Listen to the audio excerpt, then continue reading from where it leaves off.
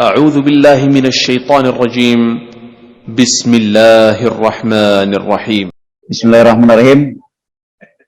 Assalamualaikum warahmatullahi wabarakatuh. Waalaikumsalam. Alhamdulillahirabbil alamin.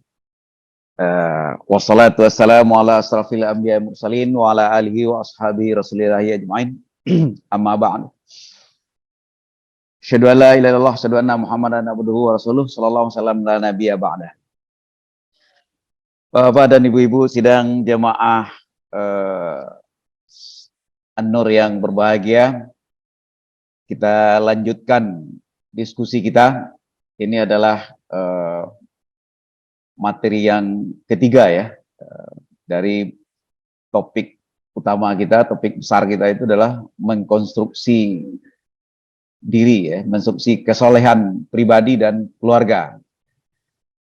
Di mana pada konsep dasar kita, orang untuk mengkonstruksi kesolehan diri itu nggak bisa lepas dari apa yang kita sebut sebagai pribadi kan. Ini harus kita ulang dulu ini konsep dasarnya kan begitu ya.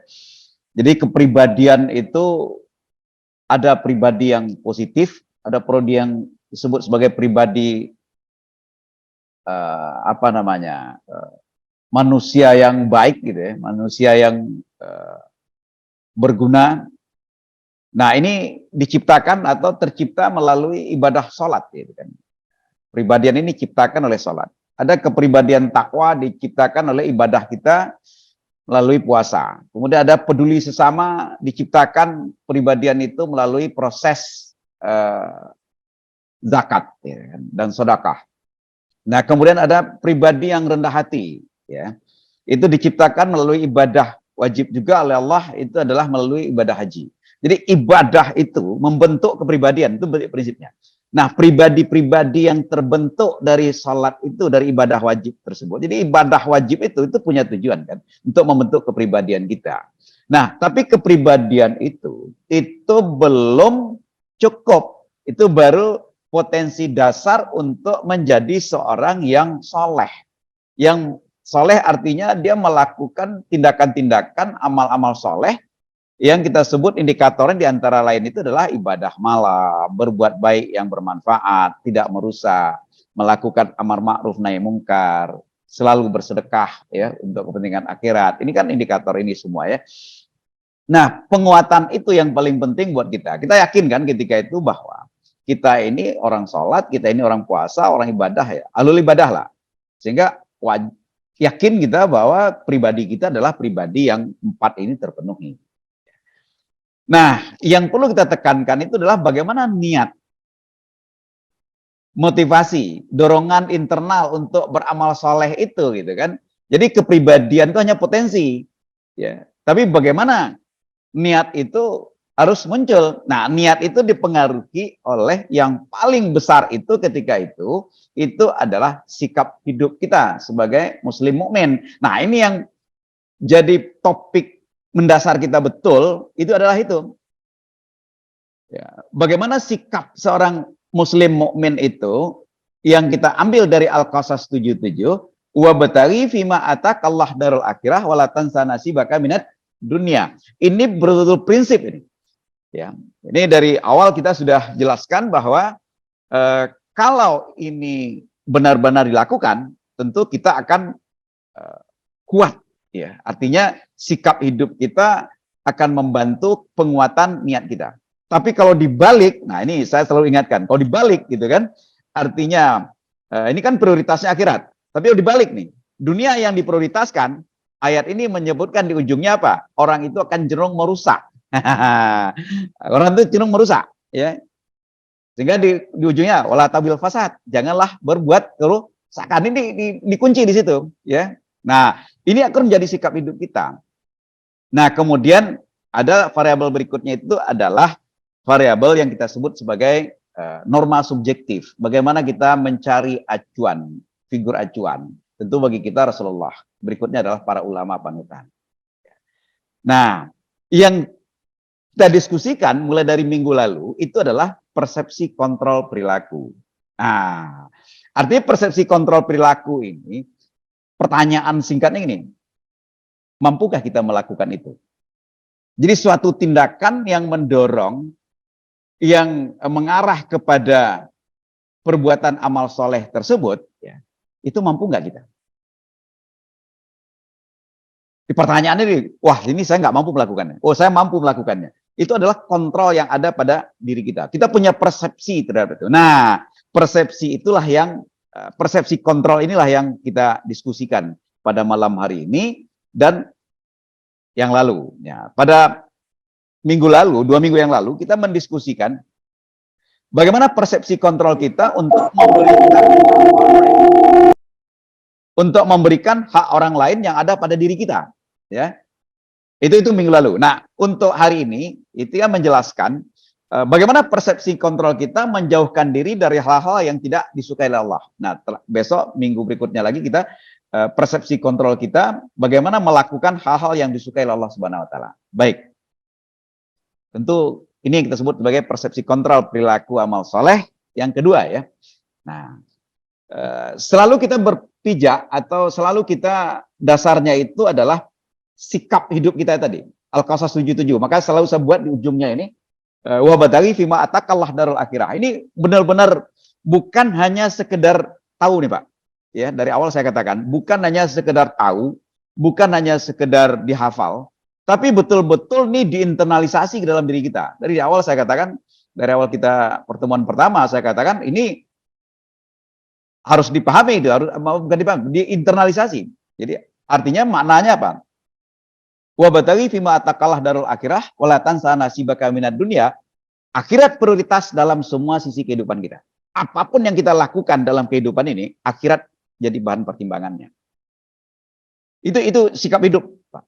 Kalau itu yang dilakukan suatu sikap hidup kita, inilah sebenarnya yang akan membantu, yang akan mengarahkan kita menciptakan atau membentuk persepsi-persepsi kita tadi. Nah, jadi kalau kita katakan ya seperti ini deh. Jadi kalau kita katakan tinggalkan sifat dan tindakan yang tidak disukai Allah Subhanahu wa taala. Itu pasti dipengaruhi oleh ayat tadi itu. Kemudian juga dipengaruhi oleh psychological karakteristik. Ya itu tadi yang kita sebut dengan kepribadian dan peer group. Nah, sekarang kita bahas satu persatu. Ini ada setidaknya saya identifikasi ada 8. Sebenarnya lebih mungkin barangkali dari ini, tapi kalau kita lebihkan dari ini kayaknya waktunya juga nggak cukup ya. 1 sampai 1,5 jam itu nggak cukup. Jadi yang pokok-pokok saya coba lihat kita dari Al-Quran, apa sih yang pokok-pokok yang harus betul-betul kita hindari. Allah yang nggak suka itu. Paling tidak itu adalah di sini, itu Allah tidak menyukai orang-orang yang kafir dan selalu berbuat dosa. Ini kita lihat di dalam surat Al-Baqarah 276 dan Al-Imran 32. Berikutnya itu adalah Allah tidak menyukai orang-orang yang berkhianat dan selalu berbuat dosa. Ini di dalam surat An-Nisa 107, An-Anfal 58, Al-Had dan berikutnya ya. Allah tidak menyukai orang-orang yang melampaui batas. Ya, Al-Baqarah 190 dan Al-Maidah. Ini bisa kita lihat nanti di rumah ya. Allah tidak menyukai orang-orang yang berlebih-lebihan. Ini antara melampaui batas dengan berlebih-lebihan bedanya apa? Coba nanti kita diskusikan. Allah tidak menyukai orang zalim. Allah juga tidak menyukai orang-orang yang berbuat kerusakan. Ya. Dan Allah juga tidak menyukai orang-orang yang sombong dan bertutur kata buruk. Baik Bapak Ibu yang berbahagia, kita coba lihat di sini. Ini kan ayatnya seperti ini.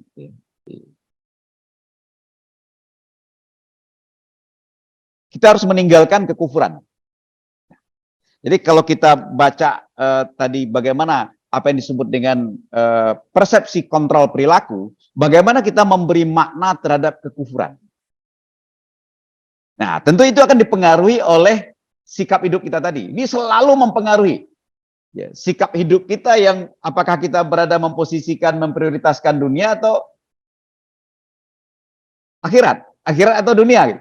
Kita harus selalu konsisten. Maka ini harus betul-betul tanamkan dalam diri kita. Nggak boleh lepas itu sikap itu, nggak boleh hilang. Bahwa kita selalu menginternalisasi Al-Qasas 77 itu perlu. Kuncinya ada di situ. Jadi apapun itu akan kita nilai dengan itu. Sehingga persepsi-persepsi kontrol kita. Ya, kita lihat di sini saya memang tidak akan bicara tentang kekafiran dalam artian ekstrim ya. Ekstrim maksudnya gini. Kafir itu bisa diartikan sebagai orang yang ada di luar Islam, ya. Seperti surat Al-Kafirun itu, ya. Surat Al-Kafirun itu tentu kita tidak akan bicara itu di sini. Karena kalau orang itu pasti nggak akan mungkin soleh, dia kan. Nah, makanya saya nggak akan bicara tentang kafir yang artinya orang yang di luar Islam. Kita nggak bicara itu. Karena kita apa? Konteks kita sedang bicara bagaimana kita mengkonstruksi diri kita untuk menjadi orang soleh. Nggak mungkin lah orang di luar Islam itu kan menjadi orang soleh kan. Saya nggak ambil konteks pembicaraan bahwa seperti yang ada di dalam surat Al-Kafirun gitu kan. Kuliah Al-Kafirun la a'budu wa la ta'budun itu. Saya nggak ambil itu. Ya, karena memang itu sudah beda dengan kita. Tapi yang perlu kita lihat di sini itu adalah seperti yang ada di surat Al-Imran, Qul atiiullah wa rasul fa in tawallaw fa innallaha la yuhibbul kafirin. Ini kalau kita lihat sebenarnya surat Al-Imran 32 ini di ayat sebelumnya itu sebenarnya Allah menunjukkan kasih sayangnya sebenarnya, Maha Pengampunnya Allah sih sebenarnya di situ. Ya. Makanya di sini Allah itu mengingatkan kita, ya ikutilah, ya patuhlah Anda kepada Allah dan Rasulnya. Ya. Nah, jika kamu berpaling, jika ini berpaling dalam artian di sini ini bisa diartikan kembali murtad, ya. Tapi kita mencoba memainkan itu. Bagaimana kita mengingkari atau berpaling dari apa yang diperintahkan oleh Allah Subhanahu wa taala. Artinya kalau masih sering meninggalkan salat, ya, melalaikan salat, kemudian terlalu mudah untuk menabrak aturan-aturan larangan yang pokok gitu kan.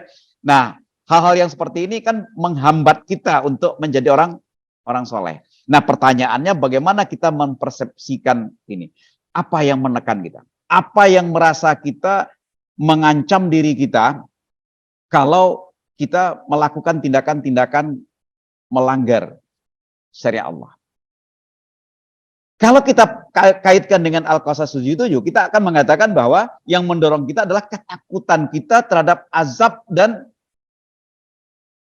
siksa Allah di akhirat kelak. Ini yang harus menjadi tekanan kita kan. Persepsi kita bangun terhadap makna ayat itu seperti itu. Ya. Apa sih kenapa kok Allah mengatakan di sini kita harus menyuruh ikutilah Allah dan Rasul? Ya. Jangan sampai kita berpaling, dalam artian berpaling ini jangan sampai kita lalai gitu kan. Bisa diartikan sebagai lalai gitu. Nah, Allah tidak suka dengan itu. Kenapa? Karena kalau kita melakukan itu, kita akan melakukan dosa terus-menerus. Gitu. Sering melakukan dosa, sering meninggalkan sholat, sehingga melanggar aturan Allah, perintah-perintah Allah. Gitu kan. Kemudian persepsi risiko. Apa risikonya? Tentu risikonya kita lihat di sini risiko akhirat dong. Bukan risiko dunia. Ya, nggak ada orang yang dihukum kalau nggak sholat. Nggak ada orang yang masuk penjara kalau dia melakukan satu larangan, umpamanya makan daging babi gitu kan, atau dan lain-lain gitu. Nggak ada yang masuk penjara. Risiko dunia tidak ada. Tapi yang harus kita lihat persepsinya adalah kita menilai mana aja lah risiko akhirat. Persepsi keuntungannya apa? Nah, persepsi keuntungan harus kita lihat bahwa kita akan bahagia di akhirat, kemudian otomatis juga akan bahagia di dunia. Hambatannya apa? Nah, hambatannya inilah, selalu hambatannya itu yang bersifat materialistik. Ini selalu yang jadi hambatan. Hambatan dunia ya. Nah, kemudian bagaimana? Yang ayat keduanya, wa yamhiqullahu riba wa yarbis shadaqah. Wallahu la yuhibbul kafarin atim. Nah, ini memang sengaja saya ambil bahwa ini kaitannya itu dengan apa? Kita terlalu mudah untuk menabrak larangan Allah. Saya tidak dalam arti di sini mencoba untuk menjelaskan apa itu riba. Apakah bank itu riba? Apakah ini? Enggak, tapi riba sudah jelas. Kita bicara riba itu ya mungkin nanti porsinya Pak Azhar lah, dia orang fikih ekonomi kan. Itu ribanya itu gimana? Tapi yang jelas saya mengambil riba inilah Allah itu memusnahkan riba, tapi menyuburkan sedekah. Ya, dia menyuburkan sedekah. Tapi disinilah Allah mengatakan, Allah tidak suka. Allah menganggap kafir, ya, kafir terhadap atau engkar, ya, terhadap orang-orang yang masih senang terhadap hal-hal yang benar-benar dilarang keras oleh Allah Subhanahu Wa Taala. Jadi saya mengambil ayat ini untuk itu, bukan kita untuk mendiskusikan ini riba atau gimana. Nah, tapi kalau didiskusikan nggak apa, ada Pak Azhar nanti urusannya riba meriba itu urusan dia. Ini orang bank Islam soalnya, nggak apa-apa. Tapi konteks saya di sini adalah bahwa ini apa namanya larangan yang seperti ini dianggap kafir. Ya. Kita yang ada di dalam Islam itu sendiri kita dianggap kafir di situ. Nah, Allah nggak suka di situ. Bagaimana kita harus meninggalkan itu, gitu kan? Nah, tentu kalau dari sisi personality, ini kita udah yakin saya. Tapi peer group mempengaruhi, Pak. Nah, lingkungan pergaulan kita akan mempengaruhi kita. Untuk menabrak larangan-larangan Allah itu peer group sangat mempengaruhi juga.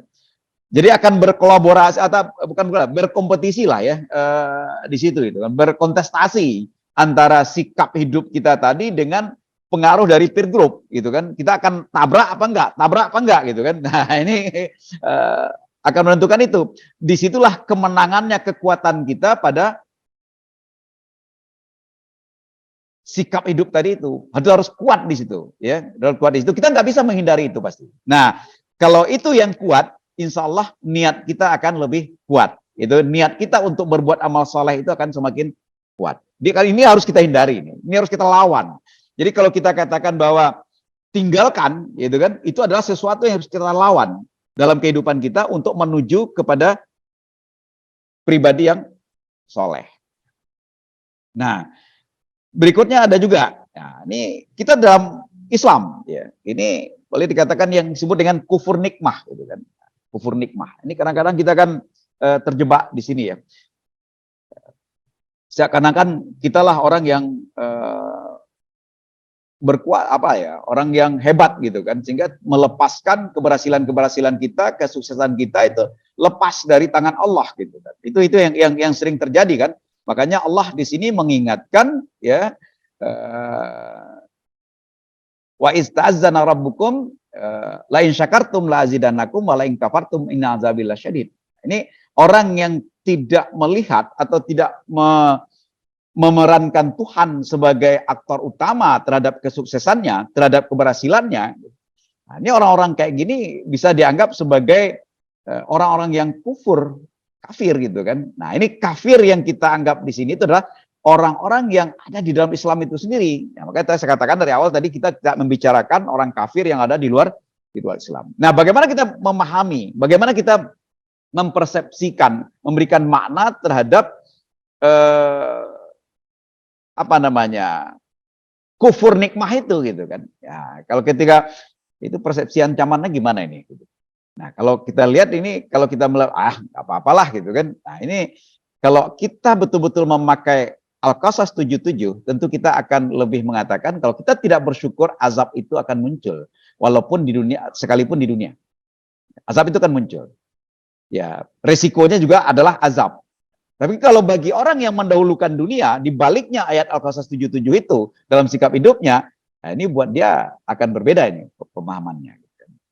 Nah, semua itu akan dipengaruhi oleh seperti tadi kepribadian dan peer group. Ini intinya buat saya itu adalah apapun yang kita uraikan tentang kendala-kendala kita untuk mengkonstruksi diri kita menjadi pribadi yang soleh tadi itu, gitu kan, pribadi yang soleh dan keluarga yang soleh itu harus ditanamkan betul benteng kita pada sikap hidup itu. Kalau sikap hidup kita rapuh, sikap hidup kita nggak jelas, itulah yang membuat kita terombang-ambing kemana-mana. Walaupun kita sudah ahli ibadah. Sehingga nggak sedikit kan orang ahli ibadah itu juga jadi terjebak korupsi kan. Nggak sedikit juga ahli ibadah itu juga terjebak, ya maaf ya, malah pemerkosaan gitu. Maaf, ini kan di luar ini kita ya beberapa. Kadang-kadang kita malu ya, jujur aja kita malu dengarnya ngasuh pesantren, ustadz gitu. Kan sekarang berita kan gampang di ini kan, malu kita. Apa yang membuat sebenarnya? Kan nggak mungkin kan seorang ya ustadz, pengasuh pesantren, nggak mungkin dia nggak ahli ibadah. Berarti kepribadiannya kita anggap cukup gitu, 4 tadi itu potensinya ada. Tapi karena memang sikap hidup dia tadi itu, ini yang paling perlu ini betul. Jadi saya selalu berapa kali pertemuan sampai besok minggu depan lagi, saya selalu akan menanyakan bagaimana kita selalu menggunakan prinsip sikap hidup kita ini untuk memahami semua kendala-kendala untuk mengkonsumsi diri kita menjadi soleh itu. Nah, kalau minggu berikutnya tentu bagaimana kita untuk mengkonsumsi diri, untuk menciptakan Allah itu senang kepada kita. Gitu. Nah, berikutnya apa? Yang kedua itu adalah ini tinggalkan berbuat dosa khianat yang secara terus menerus. Nah, ini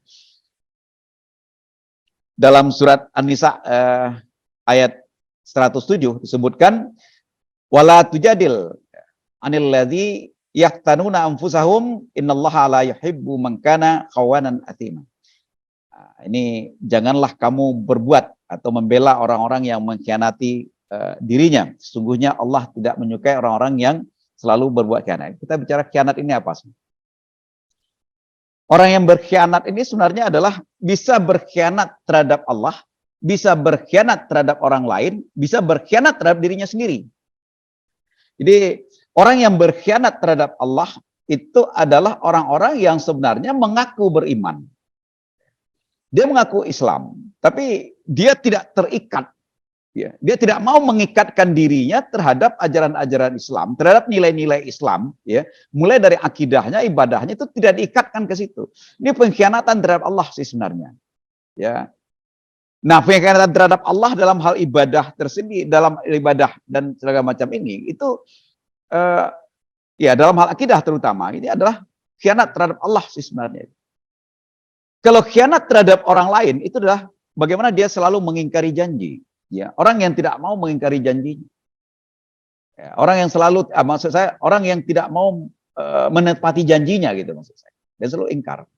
Orang yang tidak bisa dipegang omongannya itu, orang khianat ini. Mungkin dalam bahasa lainnya bisa dikatakan munafik juga bisa begitu ya, orang-orang yang selalu, atau bisa jadi orang yang tidak jujur, ya, orang-orang yang tidak pernah bisa jujur. Nah orang ini nggak bisa, Allah nggak suka dengan. Kenapa? Orang-orang kayak ini pasti akan cenderung merusak. Dia akan cenderung merusak. Kenapa yang rusak? Paling tidak mengecewakan orang itu paling sering dia, orang-orang yang selalu berkhianat tersebut. Nah, disinilah apakah bagi kita mengkhianati orang itu, mengkhianati Allah, mengkhianati orang, bahkan mengkhianati diri sendiri, itu bagi kita sesuatu yang bermakna atau tidak itu? Kalau bermanfaat menurut kita itu kacau kan? Seharusnya kan kita melihat ya, bagaimana kita memberikan makna ya dalam persepsi tekanan dan ancaman, persepsi risiko dan persepsi keuntungannya seperti apa. Kuncinya lagi-lagi kalau kita meletakkan prinsip itu adalah akhirat yang berada ini, kita akan selalu menghindari sifat khianat. Mau mengkhianati Allah, mau mengkhianati sesama manusia, mau mengkhianati diri sendiri, pasti. Kalau sampai mengkhianati keluarga kan repot. Sekarang tren loh Pak, mengkhianati keluarga itu kan. Trennya tuh tahu-taunya udah punya istri di mana-mana gitu, itu mengkhianati keluarga kan itu kan. Nah, khianat itu kan di rumah, wah kayaknya setia banget ya di rumah gitu kan. Nah, katanya selingkuh itu selingan indah keluarga utuh katanya Pak. Ini kan repot ini Kak, kalau yang kayak begini ini kan. Nah, ini termasuk orang-orang khianat. Siapa yang dikhianati? Orang lain. Itu adalah keluarga dan jadi orang-orang kayak gini nggak mungkin jadi orang soleh Pak, walaupun ahli ibadah. Ya. Kalau mau nikah lagi aja, jujur aja, nggak apa-apa. Ngapain? Emang boleh kok Pak Azhar ya, nggak boleh poligami, nggak ada yang melarang. Iya boleh, nggak ada. Udah boleh sekarang Pak ya. Pak Isan PNS udah boleh katanya Pak Isan sekarang. Udah boleh ya. Itu. Tapi nggak boleh, ngapain harus sebagai khianat? Karena bohong sana, bohong sini, nggak usah gitu kan. Tapi mengaku mengklaim diri sebagai orang soleh, tapi sering khianat ya, mana mungkin kan. Nah, kapan itu terjadi? Oke lah, personality kuat, tapi peer group Pak. Ini jaga nih, kita bergaul dengan siapa Pak? Kalau kita sering bergaul dengan ya orang-orang yang begitu-begitu ya, bagaimana tidak Pak ya? Artinya teman-teman yang suka playboy, suka apa gitu kan. Nah, kalau itu teman sehari-harinya gimana gitu kan. Tapi kalau kayak Pak Isan, Pak Juanda gitu, itu temannya kayak gitu ya nggak mungkin lah, nggak yakin saya itu kan. Kenapa? Pengaruhnya itu pasti ada Pak. Tapi kalau ada teman-teman lain yang di kantor, di mana tempat kita beraktivitas itu, ya ada Pak. Jangan langsung percaya mentang-mentang institusinya Islam, institusinya apa, belum tentu gitu kan. Kenapa? Karena seperti kita katakan tadi, ahli ibadah itu baru potensi menjadi pribadi yang baik gitu kan. Tapi di situ ada yang kita sebut dengan sikap hidup yang harus betul-betul jelas. Nah, inilah yang dalam modul yang saya katakan 4 kali pertemuan itu, bagi saya adalah menanamkan sikap hidup ini kepada Bapak Ibu semua. Apa sikap hidup kita? Ini kita bawa sampai mati, Pak. Ya, nggak boleh hilang ini. Sikap, katakanlah sikap hidup kita tarik. Pak, kenapa harus itu yang dipakai, Pak? Sebanyak itu ayat dalam Al-Quran. Kalau menurut saya, memang itulah salah satu ayat yang betul-betul ya benar-benar bisa kita pegang. Artinya yang lain bukan berarti nggak bisa dipegang gitu, Pak. Artinya dijadikan suatu sikap hidup yang akan mengendalikan perilaku kita. Nah, ya di ayat lain juga ada ya disebutkan persoalan khianat ini, seperti di surat Al-Anfal ya ayat 58 itu. Wa imma takhaffanna min qaumin ya. Khianatu fambit ilaihim ala sawain. Innallaha la yuhibbul khainin. Jika kamu khawatir akan terjadi pengkhianatan dari satu golongan. Ini kan dia kita tahu orang itu adalah cenderung khianat gitu kan, cenderung ini. Ya udah, jangan teman lagi dia. Jangan kerjasamalah dengan orang-orang seperti itu. Gitu kan. Kenapa? Kalau kita tahu nih orang bakal khianat, ini suka khianat, ini orang nggak jujur. Tapi kita paksakan juga kerjasama dengan kita. Apa efeknya sebenarnya? Kita ini manusia, Pak. Lama-lama juga kena kesel, lama-lama kita juga ikut khianat lagi gitu kan. Pak Oli boleh sekali khianati saya sabar. 2 kali khianati saya. 3 kali kan, nggak bisa ini ulang-ulang, besok giliran. Kita ini manusia.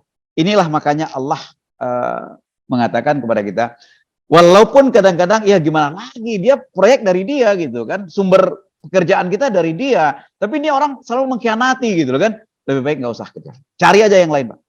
Allah mengingatkan ini, cari aja yang lain, karena ini bagian dari peer group ini, ya.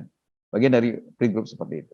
Karena akan mempengaruhi kepada kita, pasti kita akan lama-lama akan balas dendam gitu kan, ada emosi yang muncul di dalam diri kita, wah kalau gitu saya coba lagi juga gitu, saya akan hati lagi juga. Lebih baik dengan yang kayak gini hindari. Makanya Allah mengatakan jika kamu khawatir akan terjadi pengkhianatan dari satu golongan, udah jauhi aja lah. Hindari itu. Supaya apa? Supaya kita tidak masuk menjadi pribadi yang khianat. Karena itu akan menghalangi kita untuk menjadi orang yang soleh, Bapak. Ya, ada juga di dalam surat Al-Had ya, innallaha yudafi'u 'anil ladzina amanu innallaha lahibbul kullu khawan kafuran. Sungguhnya Allah membela orang-orang yang telah beriman. Sungguhnya Allah tidak menyukai orang-orang yang berkhianat lagi mengingkari nikmatnya.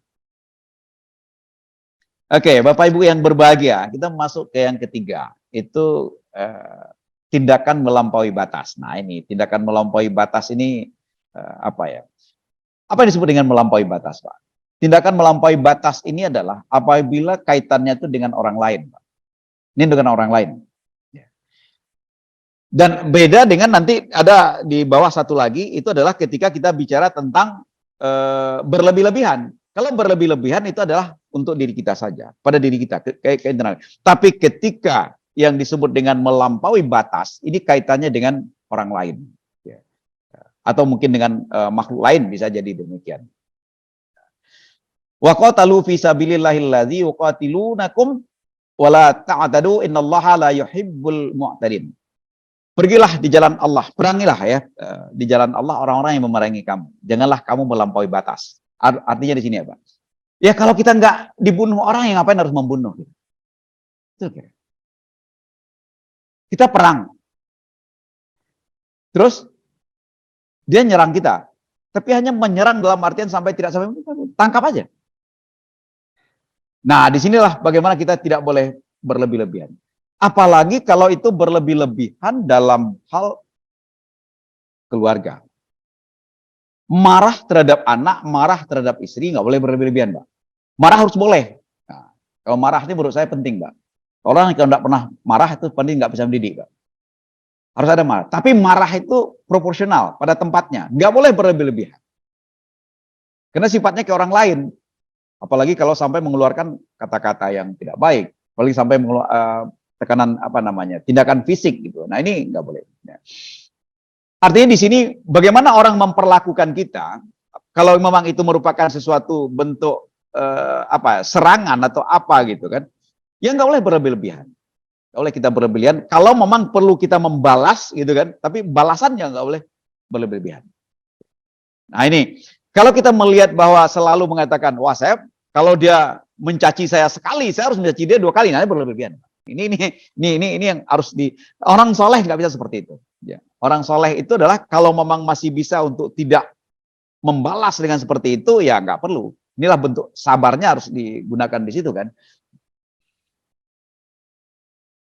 Nah, coba kita bayangkan, Bang. Kalau kita bergaul dengan orang-orang yang suka berantem, Pak. Yang geng-geng itu, Pak? Yang gangster apa segala macam gitu ya. Itu satu temannya digampar orang, besok bacok gitu kan. Nah, ini kan satu hanya anggota grupnya dia itu digertak saja atau mungkin hanya sekedar ini. Aduh, coba bayangkan sekarang kalau kita lihat, Pak. Anak-anak kita, anak-anak sekolah gitu. Dia kan punya yang suka tawuran-tawuran. Padahal hanya temannya dia itu hanya ditemu di jalan sendiri, digertak atau di apa gitu. Besok lapor sama gengnya di sekolah, yuk kita serang. Itu sampai bawa segala macam, akhirnya ini itu kan tindakan berlebihan membalasnya. Kenapa? Karena selalu merasa ingin menang. Ingin menang dalam konteks apa? Dalam konteks dunia. Nah ini harus kita balik. Biarlah kita menang untuk kepentingan akhirat, ya kan? Nggak apa-apa. Tapi tidak berarti bahwa sebenarnya kita kalah untuk di dunia itu. Lagi-lagi prinsip wabadari fima atakallah darul akhirah wala tansa nasibaka minad dunia ini penting sekali, Pak. Ya udahlah, nggak apa-apa. Harus mengalah sampai tidak sepanjang itu tidak membahayakan. Nah, tapi lagi-lagi peer group ini penting, Pak. Peer group ini sangat mempengaruhi itu, ya. Tapi kalau kuat sikap hidup kita tadi, insya Allah kita bisa masuk ke dalam niat yang kuat untuk selalu berbuat soleh, selalu berbuat tidak merusak, selalu tidak berbuat bermanfaat bagi orang lain gitu kan. Nah ini di ayat berikutnya juga ada, ini masih dalam keadaan melampaui batas. Ini ayat-ayat yang menyatakan bahwa Allah itu nggak suka dengan orang-orang yang melampaui batas, Pak. Ya ayyuhalladzina amanu la tuharrimuna thayyibat ma ahallallahu lakum wala ta'tadu innallaha la yuhibbul mu'tadin. Hai orang-orang yang beriman, janganlah kamu haramkan apa yang baik dan telah halalkan bagi kamu. Ini apa nih, Pak? Ini kadang-kadang kita terlalu menghalalkan yang haram, mengharamkan yang halal itu tidak boleh itu, Pak. Karena banyak orang yang sekarang yang bisa seperti itu gitu. Beberapa waktu yang lalu ya, di grup kita ya sempat kemarin itu ya, kemudian saya itu muncul Quas Eterna ya, Pak ya. Quas Eterna itu kemudian dikatakan bahwa itu dari bulu babi, kemudian udah dalam bentuk penelitian katanya kan. Tapi penelitiannya tidak dijelaskan gitu kan. Mana penelitiannya itu? Ini udah teliti. Tapi setahu saya dalam ini itu hanya pernah diteliti di di Dinkesnya Tuban ya. Itu hanya dengan cara sederhana dibakar. Oh dibakar, oh iya, berarti ini dari bulu binatang, ketahuan gitu kan. Tapi bulu binatang apa? Nggak bisa dideteksi. Nah, kemudian di situ kita katakan apa? Kalau babi itu ada nggak sih bagian bulunya yang benar-benar panjang seperti itu, gitu kan? Nggak ada. Kalau kuda kan ada ekornya. Kalau sapi atau kerbau itu bagian ujung itu ada juga yang masih bisa diambil. Lah babi itu nggak ada bagian yang panjang. Lah sebenarnya kuas itu panjang. Itu satu. Itu kita pakai juga. Kalau ataupun ada yang mengatakan pada saya gini juga, tapi bukan di grup kita kemarin, yang dulu. Pak, kalau udah masa teknologi itu apa yang nggak bisa dilakukan orang, Pak? Yang pendek bisa panjang. Saya bilang teknologi itu juga ada yang namanya economical engineering. Ini Pak Juanda lebih paham deh orang ekonomi. Ada economic engineering. Orang teknologi itu nggak semua persoalan temuan teknologi tersebut layak secara ekonomi. Kenapa? Karena biaya produksinya tinggi. Kalau biaya produksinya tinggi, ngapain juga mereka melakukan itu gitu kan? Kita contohkan aja lah Pak. Kenapa nggak berkembang di kita itu solar cell, listrik tenaga surya? Teknologinya sangat gampang, mudah, tapi biayanya tinggi. Itu jadi masalah. Ini salah satu contoh sederhana Pak. Artinya di sini apa? Saya mengatakan, jangan terlalu mudah kita mengatakan sesuatu itu, wah ini nggak boleh, ini haram, ini apa? Nah ini bagian dari melampaui batas.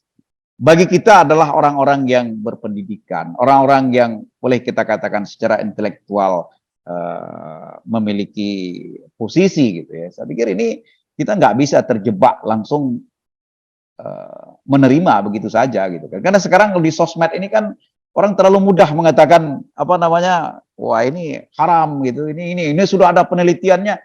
Mana penelitiannya kalau ada? Coba sebutkan gitu kan, bentuk apa penelitiannya itu kan? Tapi kan nggak ada sebutkan. Yang kita cari di mana-mana nggak ada. Ya kan? Nah ini kalau menurut saya ini adalah tindakan-tindakan melampaui batas gitu kan. Nggak boleh ya hal yang seperti itu. Nah orang-orang seperti itu mungkin kesannya sepertinya taat betul gitu kan. Sepertinya adalah orang-orang yang religius sekali gitu kan. Tapi nggak boleh sampai melampaui batas seperti itu. Nah yang keempat itu adalah tindakan ya masih berlebih-lebihan Pak.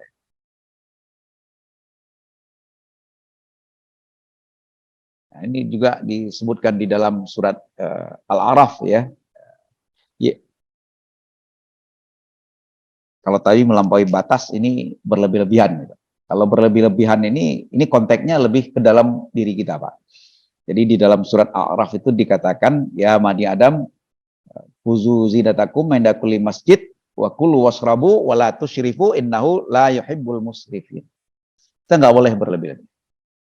Allah nggak suka dengan orang yang selalu berlebih-lebihan. Kenapa? Karena segala sesuatu itu sudah ada ukurannya, sudah ada standarnya gitu. Nah kita lakukan sesuatu melebihi kepada standar yang kita lakukan itu inilah yang menyebabkan munculnya resiko untuk diri kita. Kalau kita lihat ya nanti kalau saya salah tolong diluruskan Pak Isan. Pak Isan ini orang pasti datanya lebih banyak daripada saya. Kenapa orang Indonesia itu di umur-umur angka 40 ya itu lebih banyak mengidap penyakit-penyakit yang bersifat degeneratif dibandingin di negara-negara maju. Karena orang kita itu, orang Indonesia itu adalah masa-masa atau waktu rata-rata mapannya itu di atas 30. 35. Kalau sebelumnya ya hidup pas-pasan gitu kan. Ya, hidup pas-pasan.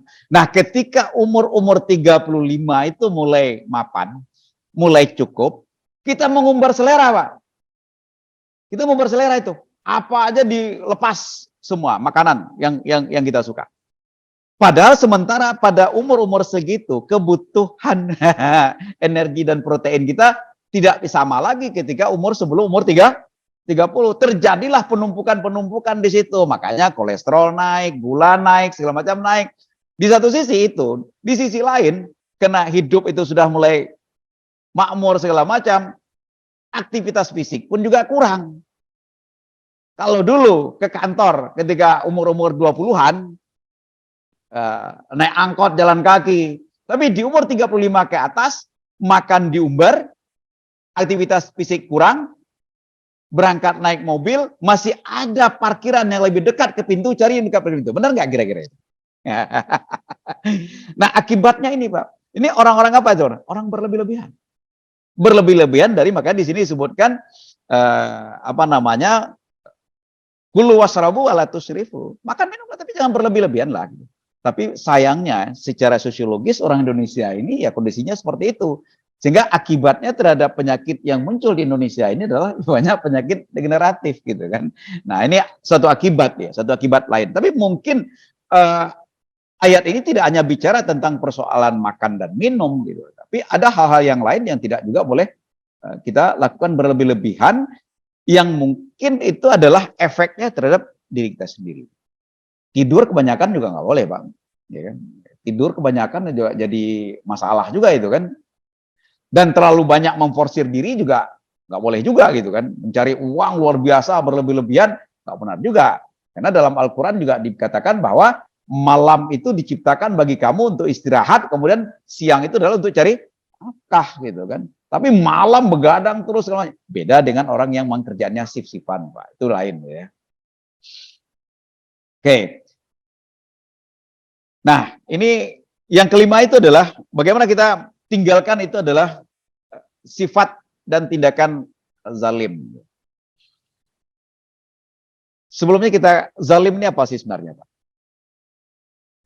Zalim itu adalah sebuah tindakan yang menyebabkan orang lain tersebut, atau mungkin diri kita sendiri juga, itu menimbulkan kerusakan, menimbulkan sesuatu yang tidak baik. Itu zalim. Kalau di dalam surat Ali Imran 57 ini dikatakan, wa amal ladzina amanu wa amilus shalihin fa yuwaffihim ujurahum wallahu la yuhibbuz zalimin. Orang-orang yang beriman dan mengerjakan amal soleh, Allah memberikan kepada mereka itu dengan sempurna pahala amalan-amalan mereka. Dan Allah tidak menyukai orang-orang yang zalim. Nah, zalim di sini bisa jadi sama seperti khianat tadi, Pak. Zalim terhadap Allah juga ada. Ya. Artinya meninggalkan sesuatu yang sebaiknya dilakukan, yang harus dilakukan, tapi ditinggalkan dengan mudah untuk menantangnya, ini termasuk zalim. Zalim kepada orang lain jelas mengakibatkan orang lain itu rugi. Orang lain itu rugi. Zalim kepada diri sendiri itu adalah merusak diri sendiri.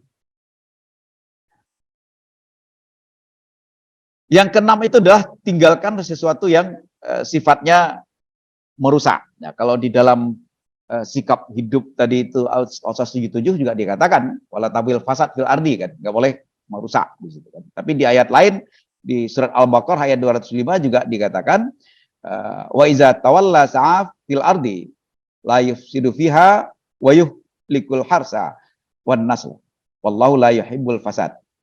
Apabila berpaling dari kamu, ia berjalan di bumi untuk mengadakan kerusakan padanya dan merusak tanaman-tanaman dan binatang ternak. Nah, ini karena orang-orang, kenapa orang bisa merusak itu, Pak? Kalau sikap hidup orang, Pak, yang kita katakan lebih banyak ke dunia tadi, apapun dia eksploitasi, apapun dia lakukan untuk mendapatkan keuntungan dunia, sehingga rusaklah semua ini. Kenapa hutan kita rusak? Kenapa dunia kita, lingkungan kita rusak?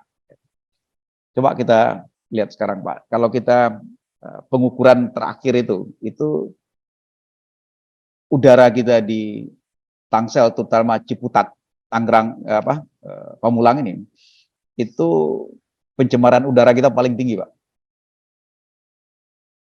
Nah, pencemaran udara paling tinggi seperti ini, itu tindakan merusak apa tidak? Kalau merusak ini adalah tindakan merusak. Yang merusak adalah pada tingkat kebijakan. Apa yang terjadi sih sebenarnya itu adalah terlalu tingginya kontaminasi dari karbon knalpot. Kita ini aneh kan, Ciputat, Pamulang dianggap daerahnya itu adalah daerah yang lingkungan udaranya tercemar paling tinggi. Padahal kita nggak punya pabrik. Nah, ini kan perilaku-perilaku yang merusak seperti ini, gimana caranya itu? Ini bagian merusak lingkungan, hal yang seperti ini. Nah, mungkin hal seperti ini bisa dikendalikan. Ya. Kalau gitu nggak boleh beli mobil, nggak juga. Apa? Emisinya dijaga, Pak.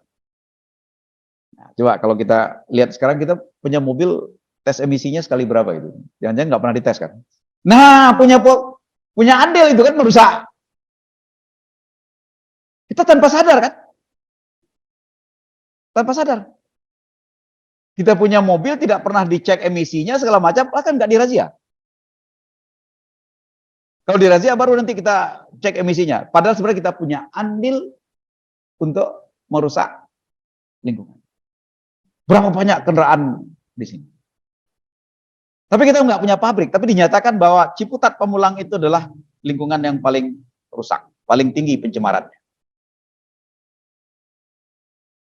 Risikonya adalah buat kita dan buat orang lain. Nah, ini yang menyebabkan terlalu tingginya, meningkatnya dari tahun ke tahun itu penyakit kanker. Ini kan pemicu untuk terjadinya proses zat karsinogenik dalam tubuh kita. Coba kita lihat data kita itu di Indonesia itu. Kanker dalam bentuk apapun juga, kanker apapun juga itu tiap tahun tuh angkanya naik, nggak pernah turun, Pak. Salah satu diantaranya itu adalah memang pencemaran udara seperti ini yang kita hirup tiap hari. Nggak mungkin kita lepas dari situ persoalannya. Di luar persoalan seperti makanan. Nah, oleh karena itu disinilah kita bagaimana kita mempunyai sikap hidup yang seperti ini, yang tidak ingin merusak seperti itu, untuk menjadi orang yang soleh. Kalau kita berpikir dunia ya seperti tadi kan, ngapain juga gue periksa-periksa atau kontrol-kontrol emisi kendaraan saya, nggak ada urusannya. Seharusnya orang-orang yang bersifat yang bersikap hidupnya nggak mau merusak itu. Ya, kalau sudah sadar ini adalah menimbulkan kerusakan bagi orang lain, mengancam orang lain, ini dosa buat saya. Nah, disinilah persepsi tekanan dan persepsi resiko yang harus kita bangun dari setiap apa-apa yang tidak disukai oleh Allah Subhanahu wa taala seperti itu. Ya. Dan yang ketujuh itu adalah ini yang lebih menarik ini kan ini, Pak. Sifat angkuh, ya. Sombong, ya. Wala tafrah innallaha la yuhibbul farihin. Ya, orang yang luar biasa terlalu sombong gitu. Orang kita ini kan kalau kita katakan ini, Pak. Ini saya pikir ini fenomena aja di mana-mana ya. Kalau menurut saya ini kena faktor sombong, Pak. Kalau ada orang posting di di satu grup, ya, kemudian kita luruskan ini, ya kan? Kita meluruskan, tapi ujung-ujungnya, ya kalau situ nggak suka, ya udah nggak usah dibaca, buang aja. Loh, ini kan kita persoalannya hanya ingin meluruskan sesuatu. Kalau umpamanya ini hoax, kita ingatkan, ini udah terjadi dulu ini udah bertahun yang lalu nih hoax nih udah selesai gitu kan. Ya sudah. Tapi karena memang gengsinya, itu karena memang ada rasa bahwa, saya berniat baik kok, iya niat baik. Tapi kalau memang kita tidak ada rasa sombong, kita mudah untuk dikoreksi orang. Ciri-ciri orang sombong itu adalah sulit dikoreksi. Sulit dikasih masukan. Dia selalu merasa yang paling benar, rasa dan paling baik. Nah, jangankan untuk mengkritik diri sendiri, ngeritik orang lain pun juga dikritik orang lain pun juga marah gitu ya. Ada yang menarik tadi sebelum sholat Isya itu, Pak Mukhtar tanya sama saya, Pak Farid, itu kenapa kok ada muncul krismu gitu ya, krismuha katanya kan. Ini agak sedikit nyimpang, tapi intinya persoalan kritik, Pak. Ya, Kristen Muhammadiyah, gitu kan. Saya bilang itu udah lama, Pak. Udah lama. Munculnya itu di mana? Munculnya itu adalah di NTT, ya, di Universitas Muhammadiyah Kupang, kemudian di Papua. Itu sebenarnya di sana itu adalah Universitas Muhammadiyah, mahasiswanya itu lebih dari mungkin 50-50 lah paling tidak, gitu. Itu adalah antara Muslim dan non-Muslim. Dia setelah tamat dari Universitas Muhammadiyah, tapi jelas bukan politik agama ya, Pak ya. Untuk kepentingan pendidikan, ya mereka tetap di Kristen, tapi mereka bersimpati terhadap Muhammadiyah gitu kan. Nah, sehingga ini muncullah istilah, mereka yang membuat istilah itu adalah Krismuha. Mereka yang menamakan diri mereka Krismuha. Kami Kristen, tapi ini ke Muhammadiyah gitu kan, simpati terhadap Muhammadiyah karena kami diberikan fasilitas pendidikan oleh Muhammadiyah. Nah, kemudian biar ini tidak jadi bola liar, dilakukan sebuah penelitian formal, ilmiah, ya, di bawah kendali Pak Prof. Mukti ya ketika. Nah, sebenarnya buku itu juga udah lama, tapi kemarin tiba-tiba ingin diseminarkan oleh Menteri Pendidikan. Akhirnya jadi apa hubungannya dengan kritik? Saya menyampaikan kritik ini kepada Muhammadiyah. Saya sebagai orang Muhammadiyah, saya sebagai warga Muhammadiyah, saya sampaikan kritik. Kritiknya itu apa? Sebenarnya Muhammadiyah bikin sekolah, bikin perguruan tinggi itu untuk apa? Ya, untuk bagaimana orang yang miskin, orang yang tidak mampu mengakses pendidikan, diberikan akses pendidikan. Itu satu. Ya, tapi yang lebih dalam itu adalah masalah dakwah. Muhammadiyah itu kan berdakwah dengan pendidikan, berdakwah dengan rumah sakit, segala macam itu. Tapi pertanyaan kritiknya tadi apa Pak Muhtar ya? Dari sekian banyak non-muslim yang masuk ke perguruan tinggi Muhammadiyah, berapa persen yang bisa Islam keluarnya? Nah, ini kan kritik itu. Muhammadiyah harus dikritik, saya bilang. Nah, orang kalau bisa dikritik seperti ini, dia nggak angkuh, Pak. Oh iya, itu akan kita perbaiki, ya kan? Bagaimana sistem mungkin model pendidikan al-Islam yang ada di daerah seperti sini, ya Jawa gitu lah kira-kira, dengan al-Islam yang kita berikan di Muhammadiyah yang di banyak non-muslim, mungkin perlu diperbaiki. Kenapa? Sampai sekarang itulah salah satu kritik saya terhadap buku itu. Kenapa nggak ada muncul data berapa persen mahasiswa yang masuk non-muslim kuliah di Muhammadiyah Kupang dan Papua itu, dan berapa keluarnya jadi Islam. Ini kan harus dikritik, Muhammadiyahnya harus dikritik. Jadi saya mengkritik ini sendiri. Kalau marah dikritik, ini orang sombong. Tapi kalau, oh iya juga ya, ini kita lakukan. Nah, ini orang yang tidak sombong. Di orang kalau sombong, Pak, itu susah dikritik. Susah dikasih masukan. Ini ciri-ciri orang sombong. Nah, Allah juga nggak suka dengan. Nah, kalau kita selalu bergaul dengan orang-orang sombong, pribadinya pribadi angkuh, ini susah, Pak, jadi orang soleh. Walaupun rajin ibadah. Oke. Nah, berikutnya ada juga ya. Ini ayat-ayat yang terkait dengan apa namanya? Allah itu tidak suka dengan orang-orang sombong. Innallaha la yuhibbu man kana mukhtalan fakhura. Sembahlah Allah, janganlah kamu mempersekutukannya dengan sesuatu apapun, dan berbuat baiklah kepada kedua orang tua ibu bapakmu, kemudian karib kerabat, anak yatim, orang miskin, tetangga dan jauh maupun dekat, gitu kan. Nah, ini tapi kita nggak boleh menyombongkan diri kepada mereka. Ya karena memberi ya memberi aja, buat baik aja. Tapi mentang-mentang kita sedang di atas ya, ekonomi lebih baik gitu kan, tapi membantu tetangga sih, membantu kerabat sih, membantu orang tua sih, tapi dengan rasa sombong. Ini yang berbahaya kan. Dengan rasa sombong memberikan bantuan, berasa dengan apa namanya, dengan gaya angkuh untuk memberikan santunan gitu kan. Nah, ini kan nggak baik untuk kita lakukan hal yang seperti itu. Kita boleh memang berbuat baik. Kenapa? Karena tujuan kita berbuat baik itu apa? Kita buat kita untuk melakukan perbuatan baik kepada karib kerabat, orang tua, segala macam gitu kan. Kan untuk kepentingan akhirat kita, tujuan kita akhirat, itu yang paling penting gitu. Maka disitulah harus hilangkan rasa sombong. Tapi kalau dengan rasa sombong kita keluarkan itu, kita lakukan itu, ya bagaimana kita mengklaim diri kita sebagai orang soleh gitu kan nggak mungkin itu.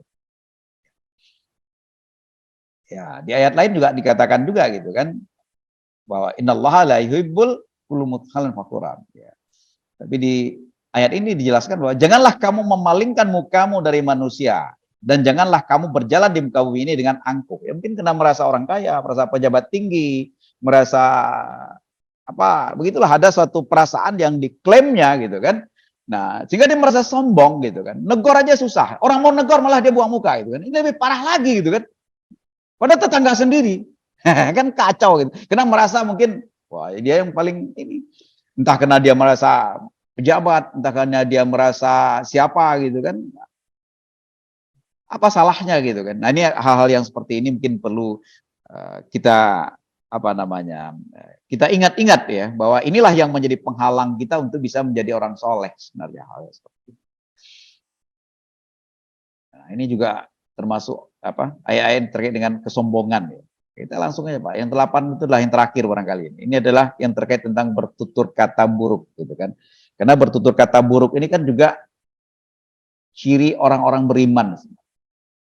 Di dalam surat Al-Mu'minun kan disebutkan ya, siapa orang mukmin yang baik itu adalah yang beruntung, itu adalah salah satunya diantaranya itu adalah selalu tidak melakukan perbuatan apa, mengeluarkan kata-kata yang buruk. Nah di dalam surat An-Nisa ini juga diingatkan bahwa la yuhibbullahu jahra bisu'i minal qauli. Ya. Allah tidak menyukai ucapan buruk yang diucapkan secara terus terang. Gitu kan. Nah, ini terang-terangan apa ya, menghina orang atau memberikan gelar-gelar tidak baik kepada orang gitu kan, memperolok-olok teman sendiri, memperolok-olok tetangga gitu kan, ini tidak baik hal yang seperti itu. Bapak Ibu yang berbahagia, saya pikir mungkin ini yang bisa saya sampaikan sebagai pengantar diskusi kita. Mungkin bisa beberapa hal yang berkembang ya kita diskusikan. Semua bentuk perbuatan-perbuatan yang harus kita tinggalkan inilah satu kendala, satu penghalang kita untuk menjadi orang soleh. Ya, jadi penghalang kita untuk jadi orang soleh. Nah, oleh karena itu kita harus sikapi ini ya dengan sikap yang jelas. Apa sikap hidup kita? Wa bataghi fima atakallah darul akhirah walatan sanasibaka minad dunya. Wa ahsin kama ahsanallah. Berbuat baik seperti Allah telah buat baik pada kita. Oleh karena itu kita tinggalkan untuk kita bisa mencapai menjadi orang soleh. Ini semuanya jadi kendala nih. Walaupun kita sudah punya kepribadian yang kuat melalui ibadah kita gitu kan, ini baru potensi. Tapi ini semua adalah bentuk gangguan-gangguan yang bisa mengganggu kita untuk bisa mencapai menjadi orang soleh. Apakah hanya ini Pak Farid? Enggak, masih banyak. Kalau semua diambil dari Al-Quran itu mungkin masih banyak lagi yang bisa kita pakai ya, kita gali. Ya silakanlah. Yang penting kita di sini punya apa namanya? Ya saya hanya menstimulus sih sebenarnya. Mari kita pelajari apa-apa yang dapat menghalangi kita, menjadi kendala kita untuk menjadi pribadi yang soleh. Tapi sepanjang kendala itu kita sikapi dengan sikap hidup yang tadi kita katakan dari awal itu, ini ya inti dasar paket pengajian kita ini adalah membangun satu sikap hidup untuk menjadi orang soleh. Pakainya ayat 77 dari surat Al-Qasas. Ini yang kita internalisasi betul. Sepanjang itu betul-betul kita kuatkan di dalam diri kita, semua kendala-kendala itu salah bisa kita lalui dengan baik, kita selesaikan dengan baik. Saya pikir gitu yang bisa saya sampaikan Bapak Ibu semua. Mungkin ada beberapa diskusi yang bisa kita mulai. Silakan mungkin.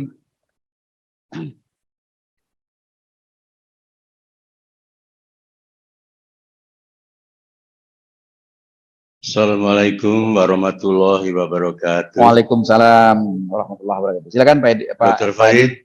Ya, Pak Adi. Terima kasih atas kajiannya malam ini. Jadi ini menyambung yang saya berikan 2 minggu yang lalu dan juga di grup pernah saya tanyakan. Nah, kebetulan sesi ini memang saya tunggu yang berkaitan dengan bulu babi tadi.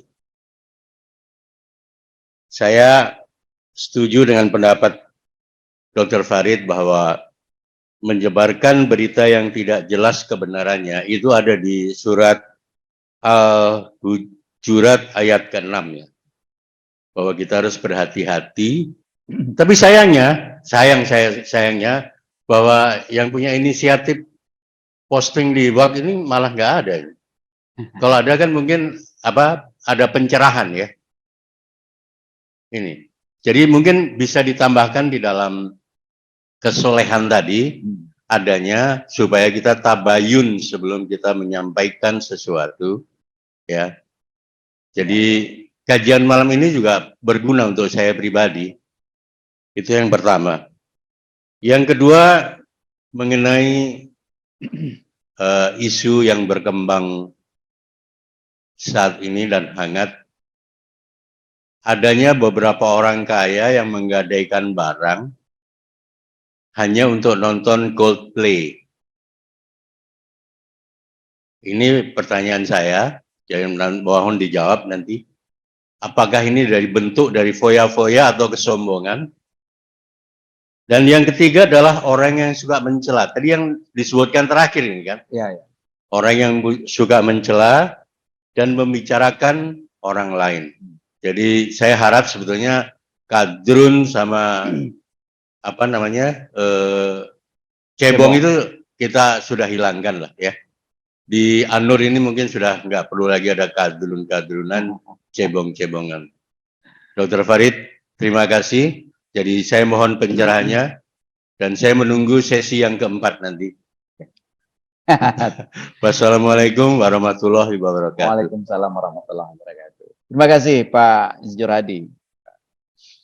Begini Pak, pertanyaannya tadi apakah sampai menggadaikan barang untuk beli tiket nonton konser ya Pak?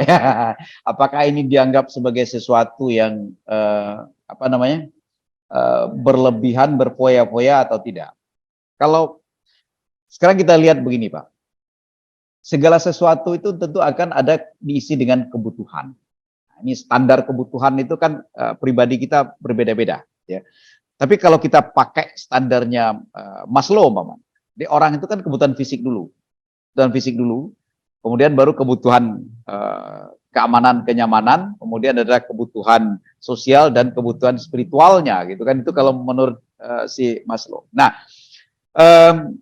kalau ada orang yang kebutuhan utamanya itu belum terpenuhi, tapi dia melakukan satu tindakan untuk memenuhi kebutuhan yang sebenarnya bersifat sekunder, kalau menurut saya itu adalah sesuatu yang termasuk berlebih-lebihan, gitu kan? Termasuk yang berlebihan, mungkin termasuk yang berfoya-foya, gitu kan? Bahkan mantu bisa termasuk yang mubazir, gitu kan? Termasuk yang mubazir, gitu. Apalagi kalau sampai itu adalah apa namanya menggadaikan atau menjual barang yang seharusnya tidak perlu dijual, gitu. Itu satu. Yang berikutnya itu dalam hal ini itu adalah kita lihat manfaat, gitu. Kita lihat manfaatnya itu apa. Nah itu bagi dia mungkin karena memang dia menyenangi apa namanya jenis musiknya itu adalah jenis musik yang membuat dia senang, yang itu adalah membuat dia tertarik dan dia bisa ya entertainnya ada di situ dia. Nah tingkat kebutuhan dia itu apa? Kalau menurut saya kalau sampai menggadaikan barang atau sampai menjual barang ini sudah lebih dari itu, karena kebutuhan utama itu harus diberikan dulu, gitu Pak.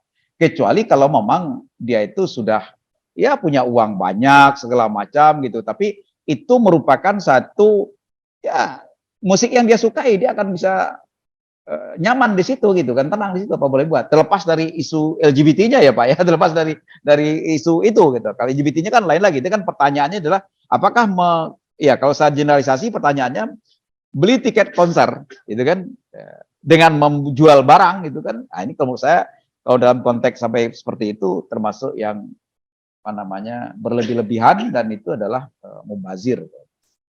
Nah, pertanyaan keduanya tadi apa Pak Adi?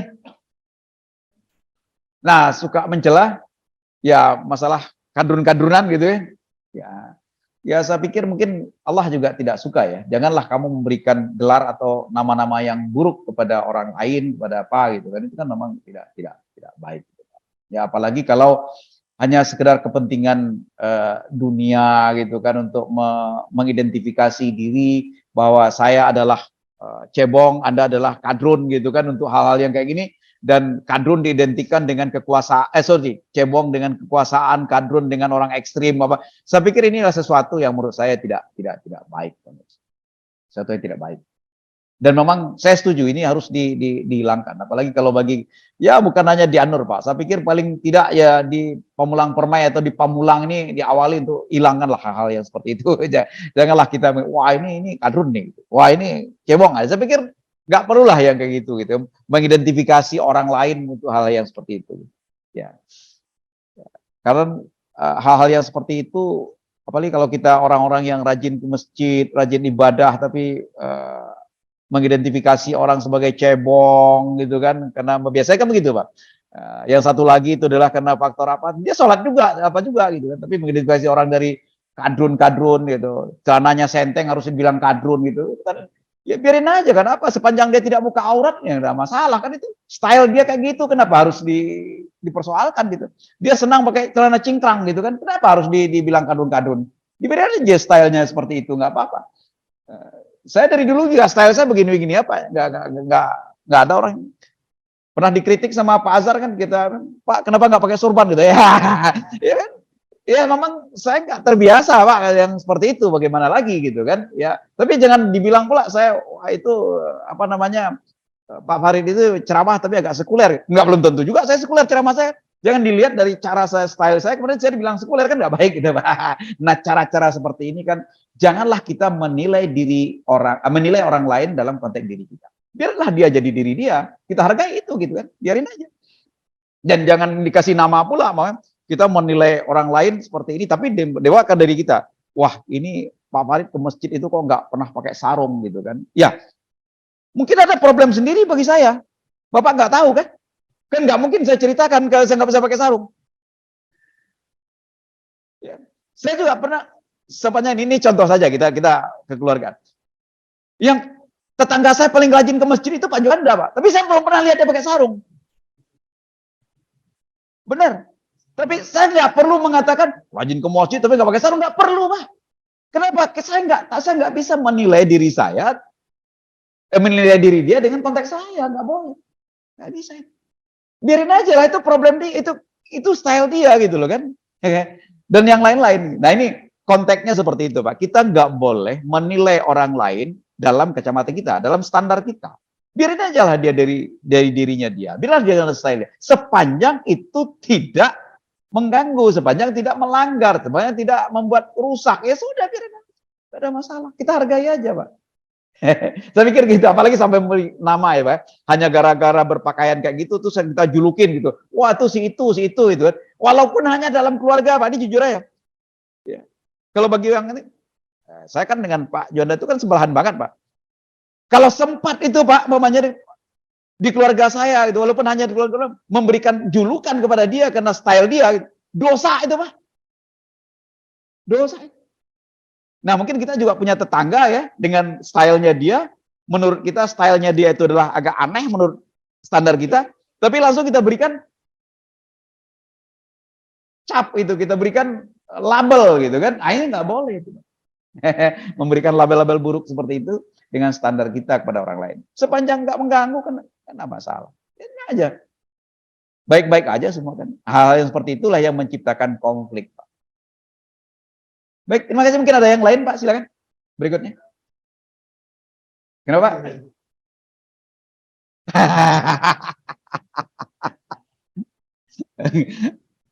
Itu biarlah dia yang tahu, Pak Ihsan.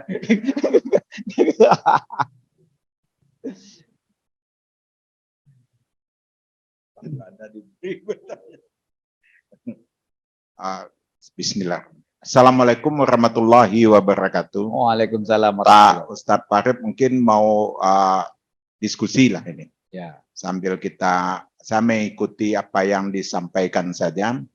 Tadi kalau tidak salah kan di awal juga Pak Farid sudah sampaikan, ini kan dimulai dengan ibadah atau amal soleh membentuk personality, kan begitu ya Pak ya. Personality itu tadi potensi dia bisa menjadi baik lah, potensi kalau tidak salah tadi Pak Ya, sampaikan. potensi dia untuk beramal soleh, tak? Untuk menjadi orang soleh. Ya, untuk jadi orang soleh, karena akhirnya kan rekonstruksi untuk jadi orang soleh. Karena gini juga Pak, banyak orang yang salah paham ketika dia beribadah, sholat, kalau dalam artian itu baik, ya itu memang sama soleh. Tapi dalam artian soleh, dalam artian ihsan sebagai suatu tindakan, belum Pak. Karena itu kewajiban. Gitu loh. Makanya sholat itu, ibadah itu, itulah sebuah kewajiban, konsekuensi sebagai orang yang beriman, ya, diciptakan Allah supaya pribadinya baik, ya kan? Nah, pribadi baik inilah yang berpotensi untuk menjadi orang soleh, gitu Pak. Dan kemudian juga butuh di situ apa namanya bergaul atau ada guru atau ulama lah tadi, kira-kira begitu tadi ya Pak. Iya. Dan kemudian baru ini dikontrol oleh persepsi pelaku. Ya. Persepsi perilaku tadi digambarkan adalah lebih kurang tadi 8. Pak Farid untuk sampai. Yang sifatnya kendala ya Pak? Ya, sifatnya kendala. Ada 8. Ada sombong, berlebihan, riba, ya segala macam lah tadi saya agak apa, tapi ada 8, walaupun mungkin banyak. Persoalannya Pak, kalau kontrol persepsi perilaku tadi, itu kan saya lihat itu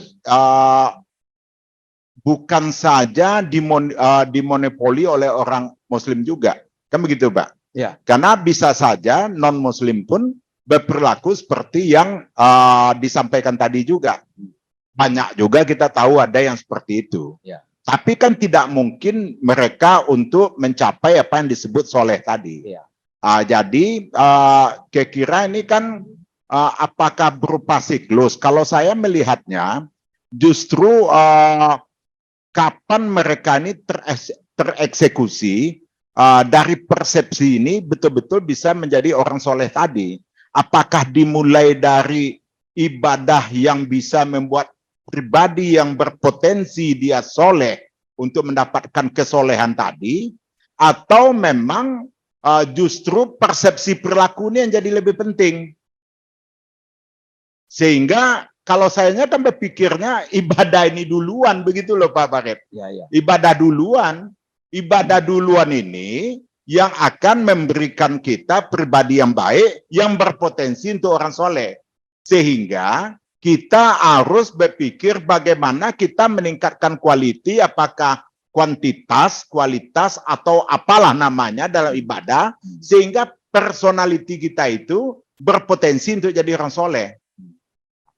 Dan untuk yang persepsi perilaku tadi, tetap terkoreksi dengan personality justrunya, atau dengan ibadah yang kita tadi yang berpotensi menjadi personality yang baik, yang berpotensi untuk menjadi soleh tadi. Karena disitulah letak pembedanya gitu loh Pak Ustaz Farid. Kira-kira supaya kita dalam menyampaikan kepada orang, tidak semuanya yang bisa berperilaku baik itu soleh di mata Allah. Kan begitu ya Pak ya? Ya. Sedangkan yang kita butuhkan kan solehnya.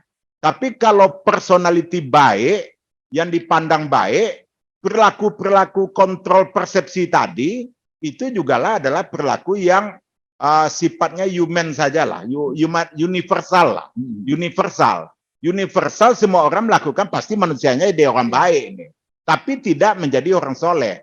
Ya. Jadi orang soleh itu tetap mulainya ibadah tadi, ibadah dengan ada stepping bagaimana supaya ada peningkatan.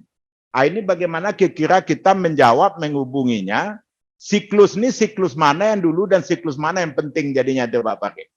Mungkin itu Pak Farid. Terima kasih. Assalamualaikum warahmatullahi wabarakatuh. Waalaikumsalam warahmatullahi wabarakatuh. Baik Pak Ihsan, saya akan menjawab dengan satu ini, tapi ini nanti kejawab situ. Tapi saya lihat ada satu contoh. Tapi ini pengalaman pribadi saya. Saya punya teman baik, akrab, teman baik. Ya. Itu orang Cina. Dan dia non-Muslim. Ya. Itu udah seperti saudara. Bahkan dia mengatakan kepada semua orang, ibu saya itu ibu angkatnya. Gitu. Ya. Itulah kira-kira. Dan kalau setiap lebaran pasti datang ke rumah saya. Dan ke rumah semua keluarga saya. Ketika orang tua saya sakit, dulu ayah saya sakit, dia yang paling duluan untuk mengurus dia di rumah sakit. Kami belum sampai, dia udah sampai duluan. Tapi non-Muslim. Nah, dan dia selalu baik. Ya. Nenek saya saja dulu, ya, itu kalau setiap lebaran, ketika nenek saya masih ada, itu selalu dibelikan mukena Pak oleh dia. Nah pertanyaannya, apakah orang-orang baik, orang-orang baik seperti dia ini akan jadi orang soleh? Tidak. Dia bukan kategori orang soleh. Itu termasuk pertanyaan anak saya ke saya. Dia panggil Om gitu ya, apa? Pak, Om Aseng itu kira-kira nanti masuk surga enggak? Orang soleh enggak? Saya bilang enggak. Dia bukan orang soleh.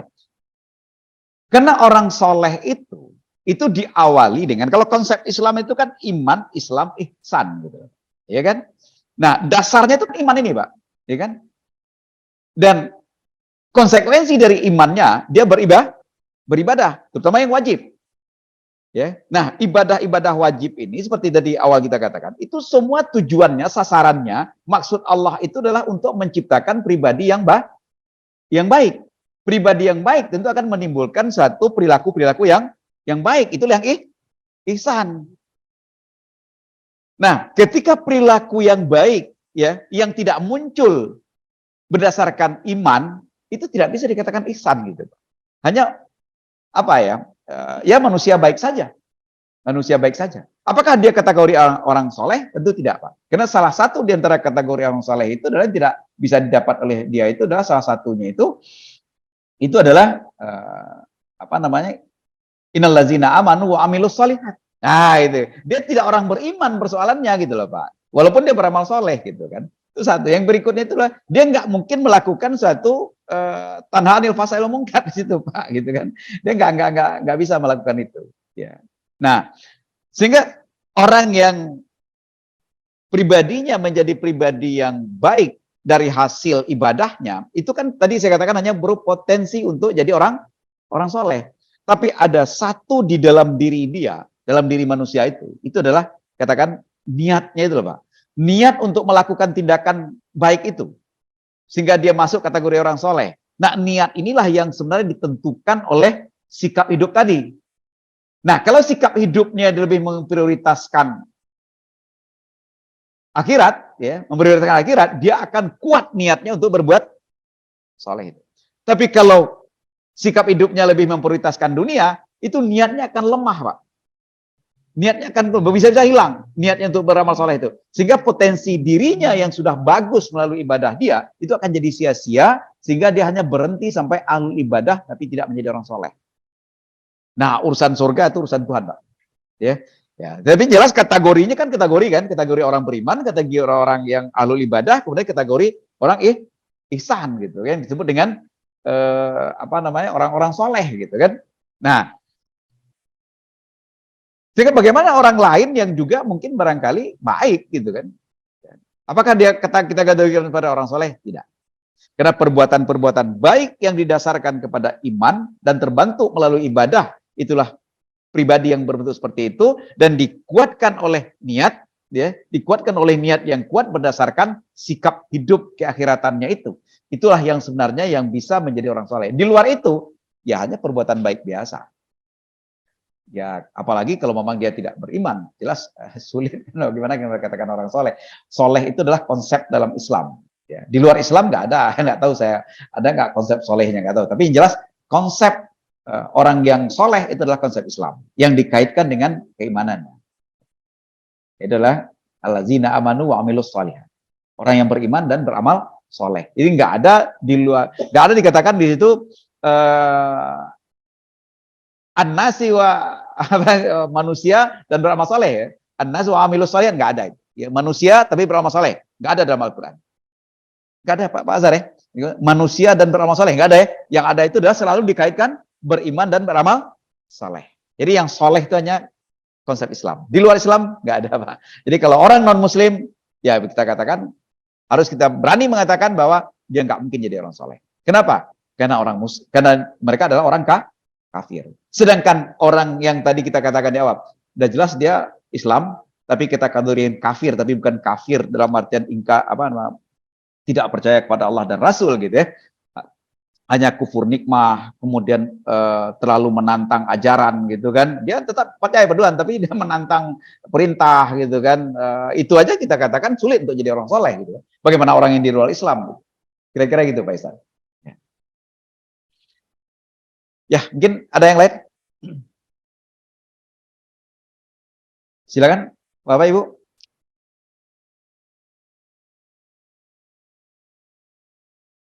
Ya, ini Pak Azhar.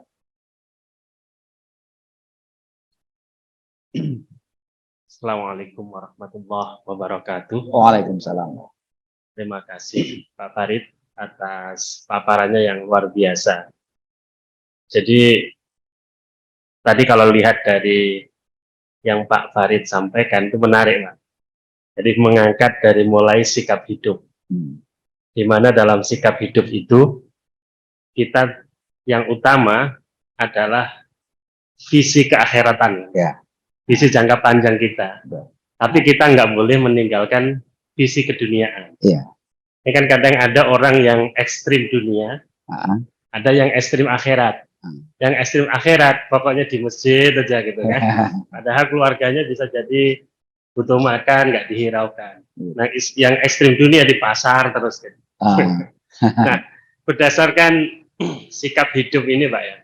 Tadi dari beberapa ayat Al-Quran yang dipaparkan, kalau memang kita sudah memantapkan diri bahwa orientasi utama adalah keakhiratan tapi nggak melupakan dunia, maka perilaku keduniaan juga harus dimaknai, dispiritualisasikan.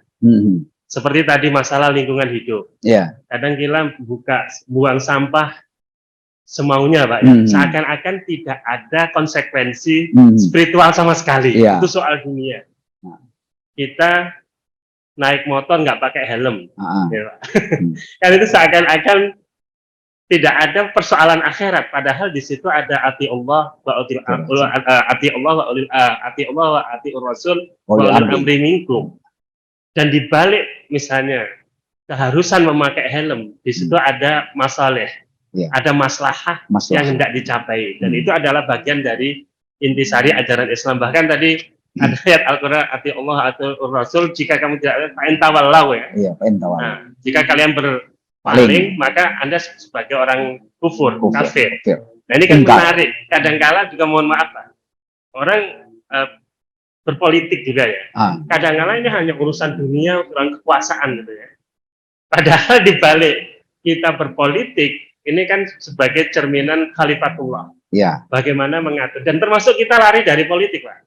Iya. Kan banyak ya orang karena sudah pusing menghadapi medsos ini, akhirnya walah udahlah mendingan kita apatis Pak ya. Iya. Padahal dibalik keapatisan kita, justru yang terjadi adalah kedoliman yang luar biasa. Betul. Nah inilah menurut saya, kalau yang saya cermati tadi luar biasa itu Pak. Jadi kalau kita mampu memahami ya konsep yang tadi disampaikan Pak Farid ya dari ayat-ayat Al-Quran, kita ini tidak akan menjadi orang yang sekuler. Nah ini Pak. Nah yang kedua, sekuler tidak, ekstrim tidak Pak? Iya, ekstrim enggak, sekuler juga enggak. Nah kemudian yang kedua, masalah ini Pak, tadi yang Kristen Muhammadiyah itu. Ini kebetulan saya 2017 Pak, waktu itu ke Universitas Sorong Muhammadiyah Pak. Sorong ya, ini Sorong. Ya, menyampaikan sosialisasi keuangan, tadi konteksnya pasar modal. Nah yang hadir itu ada biarawati 3 Pak. Nah saya tidak tahu apakah biarawati itu lagi kuliah S1 atau S2, yang jelas datang. Dan memang yang hadir separuh lebih itu rambutnya rambut asli sana gitu Pak. Meskipun pengajarnya banyak dari Jawa ya, yang di Fakultas Ekonomi di sana. Nah, yang menarik saya tadi, persepsi para biarawati terhadap ajaran Islam itu positif Pak. Termasuk masalah ekonomi Islam, konsep riba, horor, positif itu. Nah, sehingga bagi saya, meskipun mereka nggak langsung berislam Pak ya, setidaknya memiliki sikap positif terhadap ajaran Islam, itu nilai investasi dakwah jangka panjang yang luar biasa. Dan saya yakin bisa jadi ya mereka nggak akan galak-galak lah musuh biarawati ya. Dia dengan orang Islam juga merangkul, dan bisa jadi keturunan-keturunannya kita akan berdoa Pak ya. Jadi bagi saya unsur dakwah perguruan tinggi Muhammadiyah di tempat-tempat yang Islam minoritas itu tetap Pak. Dan juga masalah inklusivitas ya. Nah ini kan Muhammadiyah, mohon maaf Pak, kadang-kala dalam perspektif NU ini kan Muhammadiyah agak galak nih Pak Islamnya ya. Tetapi dengan Universitas Muhammadiyah yang justru ada di daerah-daerah yang minoritas tadi kan menunjukkan bahwa tidak benar apa yang dipersepsikan orang selama ini. Justru disitulah inklusivitas Muhammadiyah.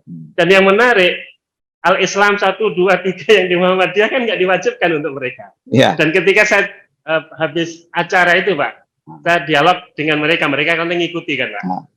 Katanya untuk kami yang non Muslim Pak, cukup keterangan dari gereja kan. Karena mereka juga belajar agama gitu. Nah itulah dikonversi menjadi agama. Nah di situ. Dan ya kesimpulan saya yaitu positif Pak gitu lah. Meskipun mereka belum langsung berislam ya, karena itu juga bagian dari investasi dakwah jangka panjang bagi saya ya. Nggak bisa juga kita kemudian target alumni harus bersahadat, itu malah jangan-jangan dicobain kan Pak. Betul. Iya, saya kira itu Pak, makasih. Assalamualaikum warahmatullahi wabarakatuh. Baik, terima kasih Pak Azhar. Ini respon diskusi yang menarik ya. Saya melihat tidak ada pertanyaan, tapi respon diskusi yang cukup menarik kalau menurut saya ya.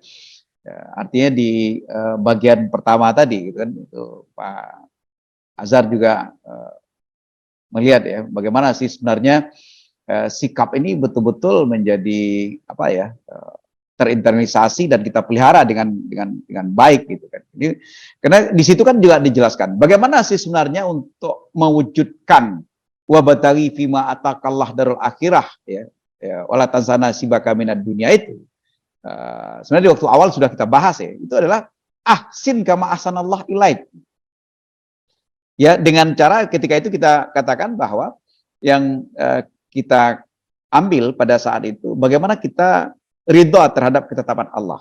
Ridho ketetapan Allah ketika itu kita katakan itu adalah bagaimana Allah berbuat baik kepada kita. Semua bentuk realitas kehidupan kita, itu kita lihat sebagai suatu perbuatan Allah, perbuatan baik Allah kepada kita.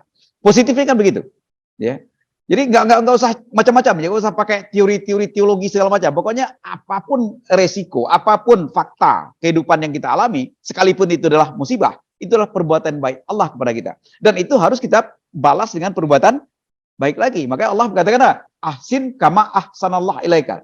Berbuat baiklah kamu seperti Allah berbuat baik kepada kamu. Ya. Nah, itu untuk mewujudkan wabtaghi fima ataqah dalam akhirah itu. Contohnya ketika itu kita contohkan namanya sakit, Pak. Orang sakit, ya. Dikatakan sakit itu mengurangi dosa. Ya, konsepnya kan begitu.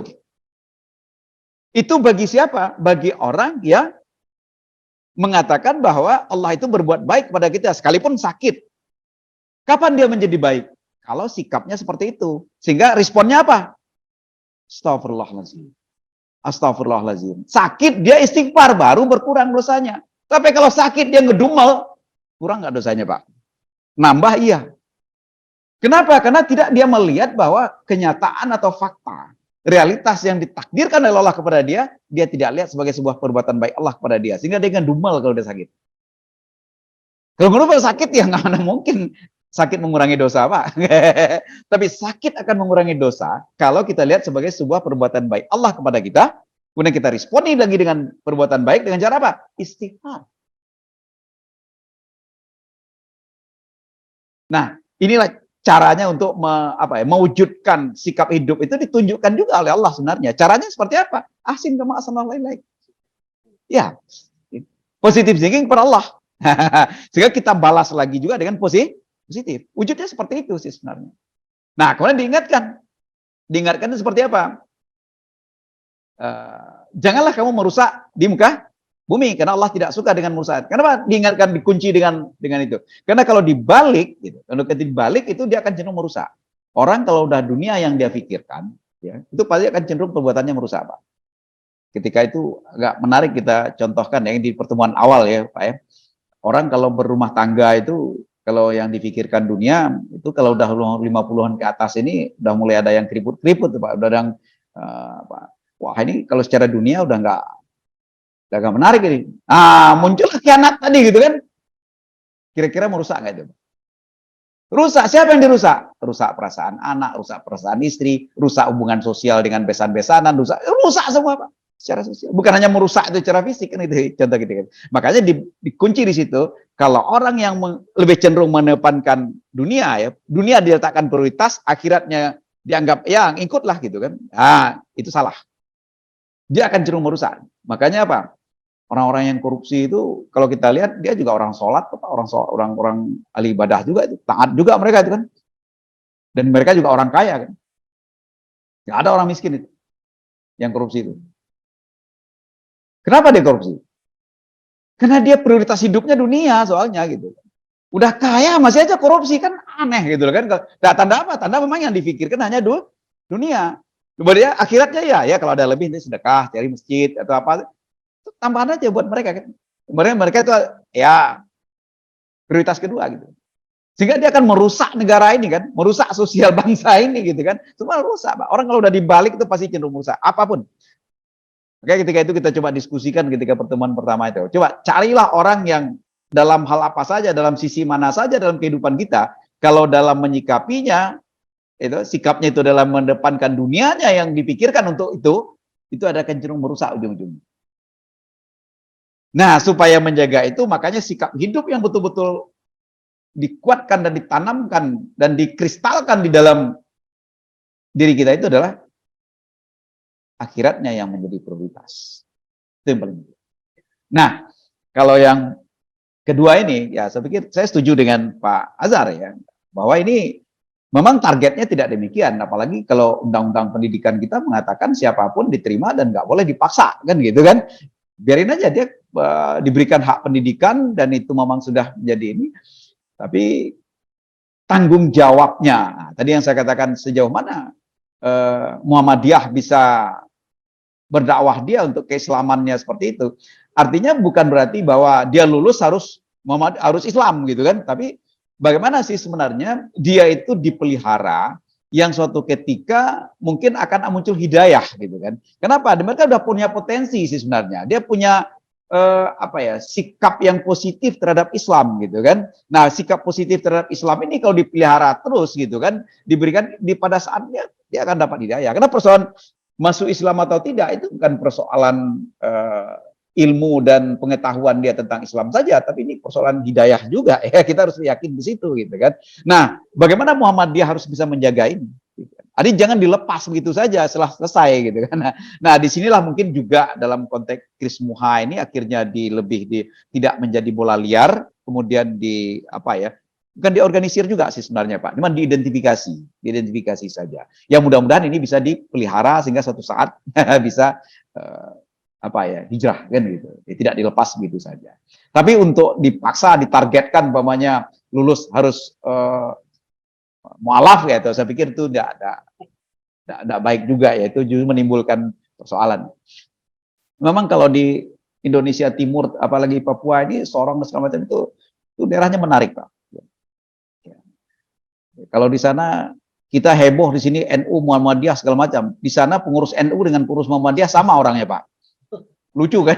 Ya, dia juga pengurus NU, dia juga pengurus Muhammadiyah. Gitu. Yang penting dia Islam. Ditanya kenapa? Ya sama-sama Islam dua-duanya katanya. Kenapa? Kan kadang-kadang kalau dipikir lebih maju dia cara pikir daripada kita gitu kan. Di sini kan heboh yang kayak begitu kan.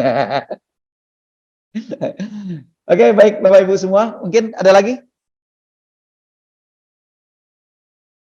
Pak Momo, silakan Pak Momo.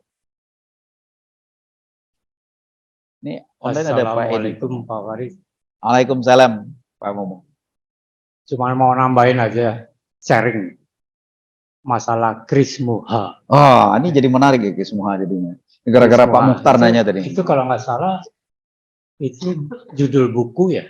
Iya, judul buku dari hasil penelitian. Hasil penelitian. Rilis tahun berapa itu? Saya lupa terbitnya Pak, tapi memang sudah sejak 2 tahunan yang lalu. 2 tahun yang lalu ya. Itu kayaknya memang mungkin ya karena sekarang udah tahun pemilu.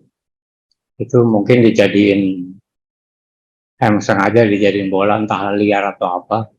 Ya kan? Tapi yang jelas kayaknya kalau saya baca itu sebetulnya statement tidak langsung. Ini loh Muhammadiyah. Jadi sebelum digoreng kasih tahu dulu nih identitas Muhammadiyah. Nah berkaitan dengan itu, ini sebetulnya sharing aja. Sebetulnya lebih kepada pengalaman empiris ya, fakta empiris. Bahwa saya dulu lulusan Universitas Muhammadiyah, Fakultas Teknik itu di Cempaka Putih. Tahun masuk saya tahun 77. Pada saya masuk jadi mahasiswa baru, itu ada 2 mahasiswa. Satu dari Bulgaria, cewek bule, Bulgaria. Yang satu warga negara sini, Cina non Muslim. Jadi kalau bicara Kris Muha, dulu itu sudah ada Hat Muha, ateis Muha. Ateis Muhammad. Karena pada saat soal kuliah jeda ada sholat, saya suka ngobrol sama namanya kan cewek ya. Saya juga baru masih muda itu. Ngobrol-ngobrol, dia malah lebih banyak nanya. Itu orang ngapain gitu? Saya bilang itu sholat maghrib segala macam gitu. Terus saya nanya balik kan, kenapa sih nanya gitu? Dia baru tahu, kita baru tahu. Jadi saya kumpulin teman-teman, dia cerita bahwa Bulgaria itu negara ateis. Jadi semua warganya ateis. Kisahnya karena waktu itu perang dunia ya, diserang sama Hitler. Berlindung di gereja, tetap di bumi hanguskan. Sejak itu mereka jadi ateis. Nah pada saat masuk Muhammadiyah, gak ada masalah. Di Muhammadiyah di tahun itu, untuk S1 itu 6 tahun, 12 semester. Setiap tahun ada Al-Islam, ada ke-Muhammadiyahan. Harus lulus.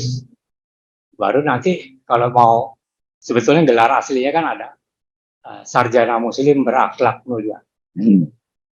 Tapi saya nggak merhatiin sampai dia lulus atau enggak, karena setelah itu saya jadi aktivis kan. Jadi jauh. Sementara dia di sini kan anak kanselir atau anak konsulat ya kalau nggak salah. Jadi kedua orang ini yang ateis, satu yang non-muslim, Kristen, Cina, itu sebetulnya kalau menurut saya masuk akal. Dia masuk situ adalah yang dituju adalah jurusan teknik kimia. Teknik kimia pada zaman itu hanya yang saya tahu cuma dua, di Muhammadiyah sama di USU, Universitas Sumatera Utara, itu negeri. Di Jakarta Muhammadiyah. Jadi sebetulnya kalau ada krismuha, ateismuha, sebetulnya yang berkepentingan mereka mencari jurusan yang pas. Dan itu adanya cuma di Muhammadiyah. Ya. Jadi mau terpaksa mau enggak, mau jadi muslim atau enggak, itu urusan mereka, menurut saya. Karena memang itu yang dicari. Objektifnya adalah mereka mencari jurusan sesuai passion dia. Itu aja. Kalau sekarang mau dijadiin gorengan politik, terserah aja. Ya, itu aja untuk saya sharing aja. Assalamualaikum warahmatullahi wabarakatuh. Assalamualaikum. Ya, gini Pak Mumu ya. Saya pikir persoalan menggoreng, ya jujur saya katakan saya bukan orang politik dan bukan pengamat politik, jadi agak bingung saya. Tapi yang jelas saya setuju dengan Pak Mumu bahwa krismuha itu udah lama, bukan baru. Bukunya memang agak baru, gitu ya. Tadi saya juga pernah sampaikan bahwa sebenarnya ini adalah ya dari mereka munculnya mengidentifikasi diri sebagai orang Kristen tapi mereka simpati Muhammadiyah. Karena mereka nggak bisa jadi anggota Muhammadiyah gitu kan. Karena Muhammadiyah harus Islam. Kalau nggak Islam nggak mungkin jadi anggota Muhammadiyah. Kan? Itu nggak bisa. Mereka lah yang mengidentifikasi diri. Nah supaya tidak jadi bola liar, nah inilah yang diidentifikasi oleh oleh satu penelitian didukung oleh Muhammadiyah. Nah, di mana sih krismuha ini? Siapa yang krismuha ini? Nah, kenapa itu muncul gitu kan? Supaya tadi nanti ada yang bertanya, itu bisa dijawab gitu kan. Jadi bukan berarti di Muhammadiyah itu ada orang Kristen, nggak ada. Tapi ada orang Kristen yang simpati kepada Muhammadiyah. Nah, itu sebenarnya yang muncul gitu kan.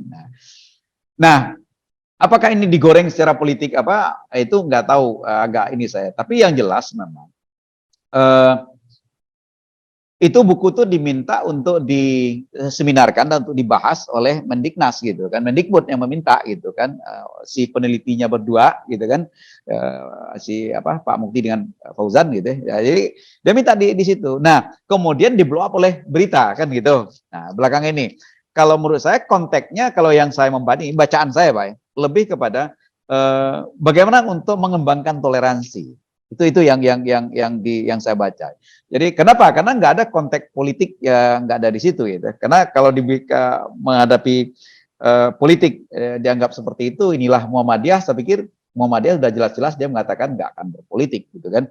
Kalau ada orang Muhammadiyah ingin berpolitik, ya silakan nonaktif dulu dari perserikatan gitu kan. Dibolehkan memang gitu, tapi tidak ada masuk nonaktif dalam struktur gitu kan. Bahwa dia sebagai anggota nggak perlu dicabut. Itu udah menjadi satu keputusan ya, nggak mungkin gitu. Artinya bahwa itu adalah dalam upaya memperkenalkan inilah Muhammadiyah dalam konteks tahun-tahun politik, saya pikir tidak demikian. Karena yang meminta itu adalah bukan Muhammadiyah yang menawarkan dan menyodor-nyodorkan, tapi adalah pihak Mendiknasnya yang meminta untuk didiskusikan, untuk diseminarkan. Kira-kira gitu Pak Mumu. Ya. Ya, gimana Bapak Ibu? Ya mungkin yang di rumah sudah mulai satu persatu hilang kayaknya. Ya, tinggal Pak Edi. Pak Edi Ratman. Pak Edi, ada pertanyaan Pak Edi? Masih ada? Masih ada waktu kita beberapa menit? Atau mungkin barangkali Bapak Ibu yang ada di sini masih ada? Kalau tidak mungkin kita cukupkan barangkali Pak ya. Cukup Pak Uli, Pak Azhar semua ya. Cukup barangkali Pak ya. Baik, terima kasih Bapak Ibu semua. Mohon maaf kita tutup dengan alhamdulillahirabbil alamin. Assalamualaikum warahmatullahi wabarakatuh.